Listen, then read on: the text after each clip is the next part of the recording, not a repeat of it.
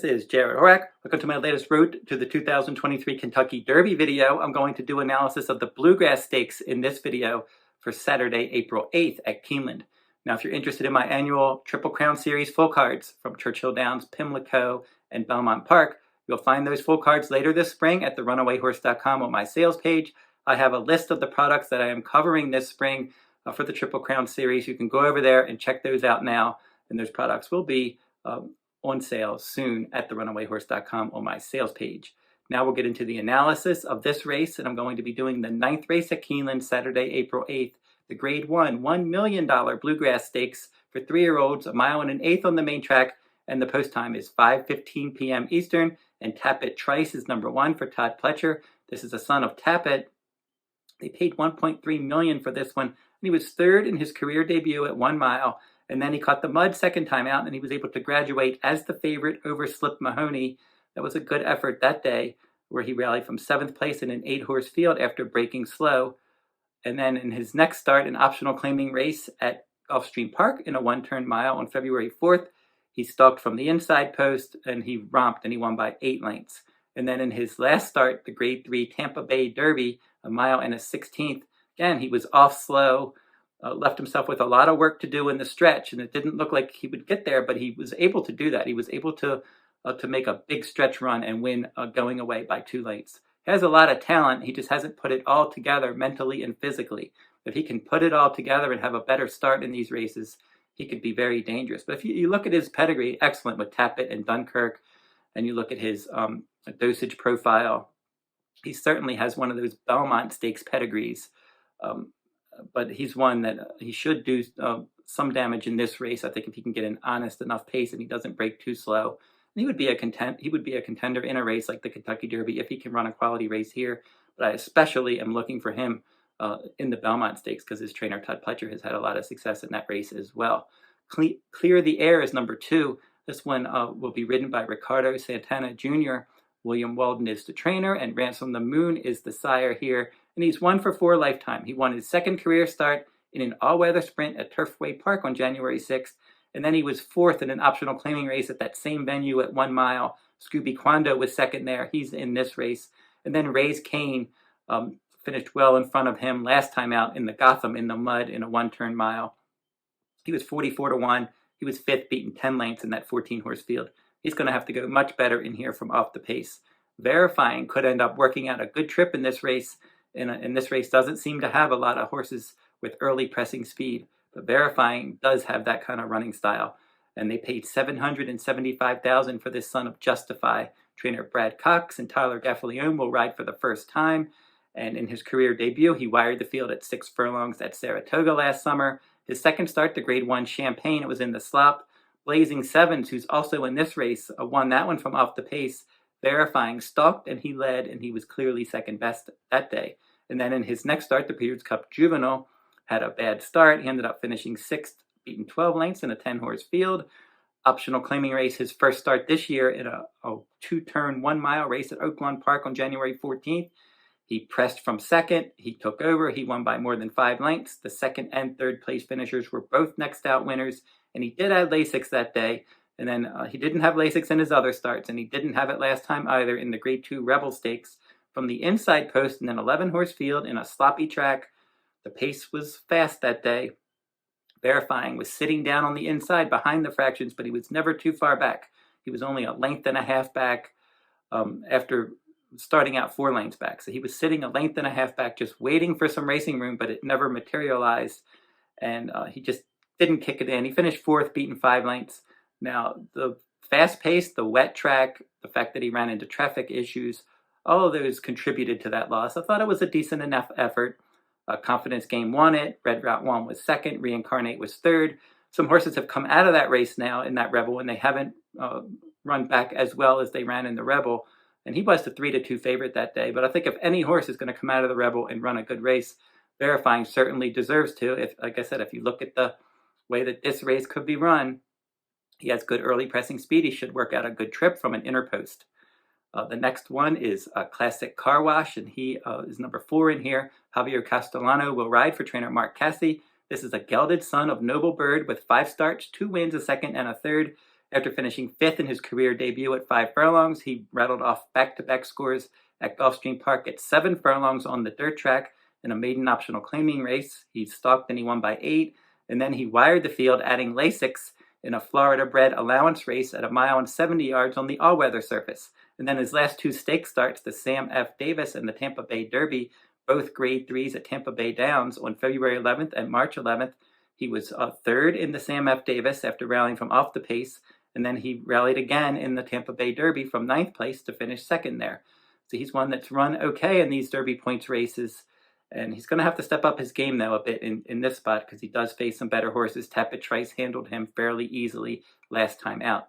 Hayes Strike is next, and he exits a stakes win in the private term stakes at Laurel Park on March 18th, and he added Lasix that day, and he was 8-1. He stalked from mid-pack, and he won by 1 3/4 lengths. That was a good effort. James Graham gets aboard for trainer Kenny McPeak, and this is a son of Connect, and he's run 9 times overall with 2 wins, a 2nd and a 3rd.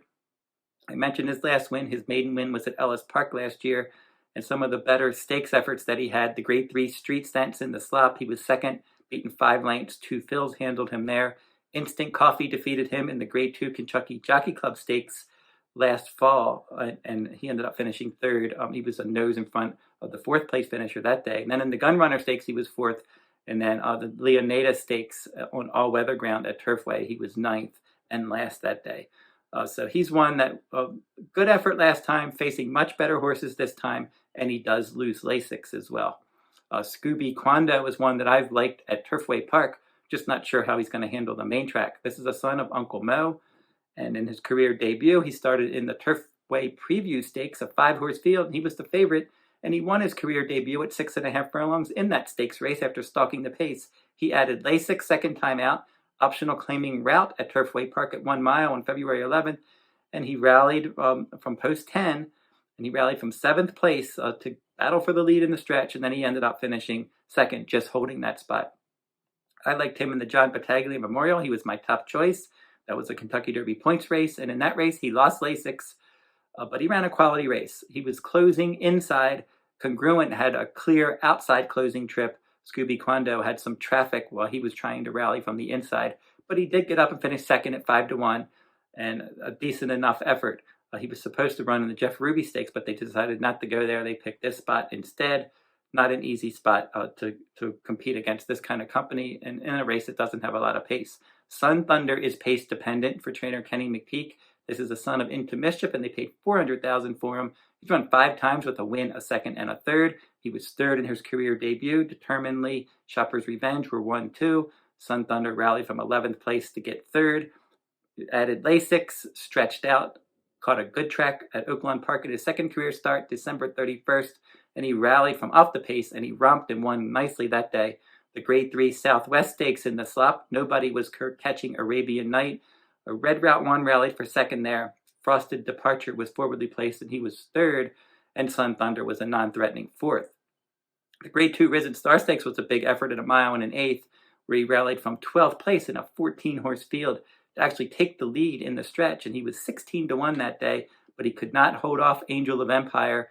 That one also came back and won the Arkansas Derby, and then Sun Thunder in his next start in the Louisiana Derby was 5th of 12, didn't get a lot of pace help. And also from that Risen Star, the 3rd place finisher was 2 fills, and that one won the Jeff Ruby Stakes. So he faced good horses in the Risen Star, and he ran well. And then the Louisiana Derby didn't set up for him, and I don't think this race sets up for him either. But he does have a decent late kick. I think you can use him underneath. Blazing Sevens is another one that is a bit pace dependent for trainer Chad Brown. But maybe he has more tactical speed than some of the other closers. At least he did in his career debut, where he stalked at 6 furlongs, and they were going 22 and change and 46, and he was only 1.5 lengths back, and he romped. He won by 6 lengths that day. The runner-up was the next out winner, Bourbon Bash, and then he hooked Forte in his 2nd career start in the Grade 1 Hopeful, and he was in the slop. He was a well-beaten 3rd that day.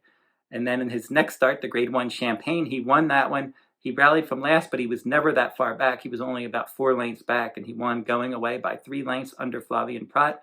Prat rode him back in the Breeders' Cup Juvenile, and he didn't have a good start, and he ended up finishing 4th in that 10-horse field. His first start this year, Chad Brown said he was training well, and he had filled out nicely from age 2 to 3. but he sure didn't show anything on the track in that Fountain of Youth Stakes. Forte, Rocket Can, Cyclone Mischief for 1, 2, 3. He was 8th, beaten 26 lengths, and he never picked his feet up.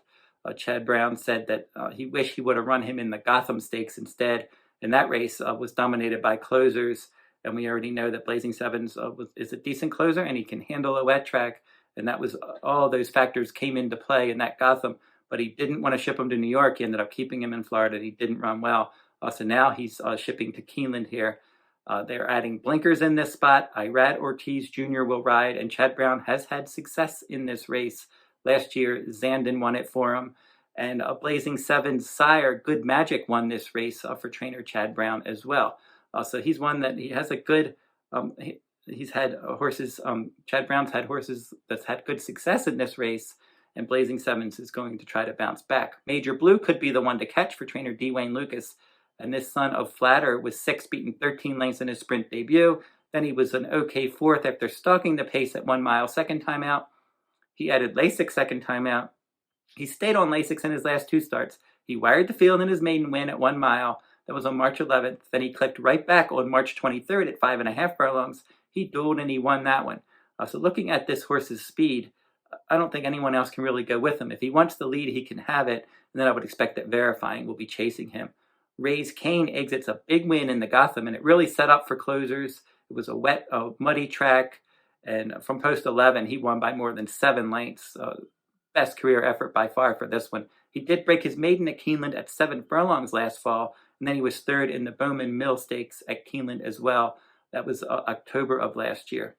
And then in the Gunrunner Stakes, a Kentucky Derby points race, he did finish 2nd behind Jace's Road, and he defeated determinedly a next out winner. And then in the Leonida Stakes, he was 5th of 9. So Ray's Cain really put it all together in that Gotham, but I got to see if that race was for real, because it did set up for late runners, and he looked really good there, rallying from off the pace. But I want to see him do it again, possibly on a fast track against much better company around 2 turns. Mendelssohn's March is number 11 in here for trainer Kenny McPeak. This is the son of Mendelssohn, and he's 2 for 2 lifetime. He was placed first through this qualification after setting the pace and missing by a head in his turf route debut on February 2nd. That was at Fairgrounds. And then in his next start in the slop, that was at Oaklawn Park, he rallied from off the pace sitting in mid-pack, and he won by a length and a half. He was going away at the end. And now he's one that he's going to have to step up in company, outside post. There are some things to like here, obviously, because he hasn't lost, but I just think maybe this is too much too soon. So looking at this race, Tapit Trice could be the one to beat if he can get out of the gate, and he's going to have to in here, because with that lack of speed, he could be in trouble if he breaks slow and the pace is moderate. I'm going to go with Verifying as my top choice, just because I think he can sit the right winning trip. I'm expecting Major Blue to go to the front. I'm expecting Verifying to save ground stalking the pace, get first run, and hold off Tapit Trice. Blazing Sevens is one that I think can rebound and hit the board too. He did show ability as a 2-year-old. Chad Brown says he's filled out nicely. He's expecting him to run better, and he's had success in this race, and I think maybe Blazing Sevens can hit the board. And then Major Blue maybe can hang in there if he can get loose and just keep on going for a little bit for trainer Dwayne Lucas. So here's how I'll play this one. I'll make a win wager on number 3, Verifying, and in an exacta, I'm going to put Tapit Trice and Verifying on top. I'll put Blazing Sevens in second there. So that exacta is 1-3 with the 1-3-8.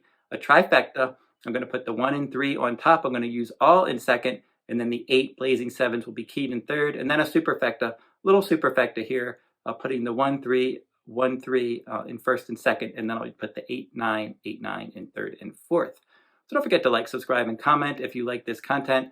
Got a couple more videos this week from Santa Anita Park, the Santa Anita Derby, and then the Wood Memorial from Aqueduct.